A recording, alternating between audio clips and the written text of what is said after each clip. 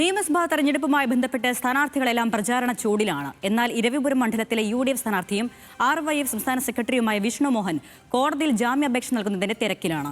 പൊതുപ്രവർത്തനവുമായി ബന്ധപ്പെട്ട 6 കേസുകൾക്കാണ് വിഷ്ണു ജാമ്യാപേക്ഷ സമർപ്പിച്ചത്. സനിറ്റ തയ്യാറാക്കിയ റിപ്പോർട്ടിലേക്ക്. RYFിൻ്റെ സംസ്ഥാന സെക്രട്ടറിയുമായ വിഷ്ണു മോഹൻ നമ്മളോട് ചേരുന്നുണ്ട്. അദ്ദേഹം ഒരു കേസുമായി ബന്ധപ്പെട്ട് ജാമ്യാപേക്ഷയും സമർപ്പിക്കാൻ വേണ്ടി കോടതിയിലെത്തിയതാണ്. ഞാനും തെരഞ്ഞെടുപ്പ് പ്രചരണത്തിൻ്റെ ഭാഗത്തിൽ തന്നെയാണ്. പക്ഷേ സമരവുമായി ബന്ധപ്പെട്ട് സംസ്ഥാന സർക്കാരിനെതിരായി നടന്ന കഴിഞ്ഞ 10 വർഷക്കാലമായി ഉയർന്നു വന്ന സമരവുമായി ബന്ധപ്പെട്ടിട്ടുള്ള നിരവധി കേസുകളിൽ ജാമ്യമെടുക്കാനുണ്ട്. ആ നിയമ നടപടികൾ പൂർത്തിയാക്കുന്നതിന് വേണ്ടിയിട്ടാണ് ഇവിടെ എത്തിച്ചേർന്നിരിക്കുന്നത്. പാർട്ടി സമരങ്ങളുമായി ബന്ധപ്പെടുത്തി യുവജന സംഘടനയുടെ നേതാക്കൾ എന്ന നിലയിൽ ഞങ്ങളെ ഏൽപ്പിച്ച ഉത്തരവാദിത്തം പോലെ തന്നെയാണ് ഈ തെരഞ്ഞെടുപ്പിനെ ഞങ്ങൾ കാണുന്നത്. ഈ തെരഞ്ഞെടുപ്പിനെ നമ്മൾ അത്തരത്തിലുള്ളൊരു നമ്മൾ എങ്ങനെയാണോ ഒരു യുവജന സംഘടനാ നേതാവ് എന്ന നിലയിൽ അല്ലെങ്കിൽ യുവജന സംഘടനാ പ്രവർത്തകൻ എന്ന നിലയിൽ സമരങ്ങളെ നേരിടുകയും അതുമായി ഉത്തരവാദിത്തങ്ങളെ ഏറ്റെടുത്തതും അത്തരമൊരു ഉത്തരവാദിത്തം തന്നെയായിട്ടാണ് ഈ തെരഞ്ഞെടുപ്പിനെയും കാണുന്നത്.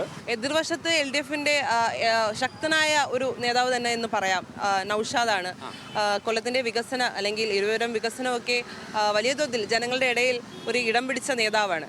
അപ്പോൾ അദ്ദേഹത്തിൻ്റെ ഒരു പോരാട്ടം അല്ലെങ്കിൽ അദ്ദേഹവും താങ്കളും തമ്മിൽ ഉള്ള ഒരു പോരാട്ടമാണ്. എങ്ങനെ കാണുന്നു? എതിരാളികളുടെ ശക്തിയെക്കുറിച്ച് ചർച്ച ചെയ്യുന്നതിനപ്പുറം ടീം UDFിൻ്റെ ഇരവിപുരം നിയോജക മണ്ഡലത്തിലെ ടീം UDFിൻ്റെ ശക്തിയാണ് ഞങ്ങൾ ഏറ്റവും കൂടുതൽ പ്രാധാന്യം കൊടുക്കുന്നത്.